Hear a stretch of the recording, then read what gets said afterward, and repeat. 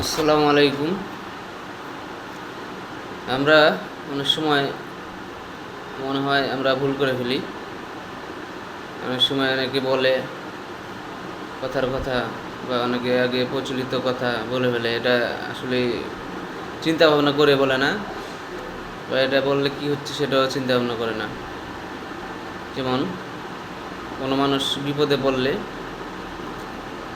বা অন্য মানুষ সেটা চিন্তা করে যে সে হয়তো বা ভুল করছিল, সে হয়তো বা কোনো মানুষকে বিপদে ফেলেছিল, এই জন্য সে বিপদে পড়ছে, সে প্রকৃতির তার বিচার করছে।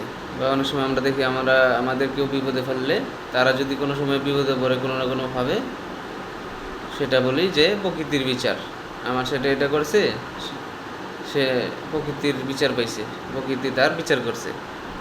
আসলে এটা তো মনে হয় না, আমার জানা মতে এটা প্রকৃতির কোনো বিচার করার ক্ষমতা রাখে, প্রকৃতি কোনো বিচার করতে পারে। তো এটা যে আমরা বলে ফেলি সেটা তো শিরকের পর্যায়ে পড়ে যায়, সেটা তো শিরক করা হলো।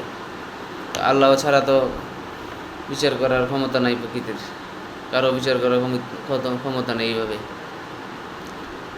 তো আমরা কথাবার্তা বললে আগে কি বলেছে বা ভবিষ্যতে, মানে ভবিষ্যতে কি বলবো,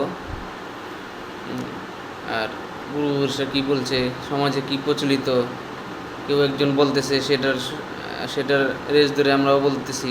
আসলে এটা কী বলতেছি, গুনাহের কাজে নিচ্ছি না ভালো কাজে, ভালোই বলতেছি না গুনাহের কাজে চলে যেতেছে, আমার এই কথাটা শিরকের পর্যায়ে চলে যেতেছে, সেটা আমাদের চিন্তা করার দরকার আছে। তো আল্লাহ আমাদের সবাইকে বুঝদার করুক, শিরক থেকে বাঁচার তৌফিক দান করুক। আমিন।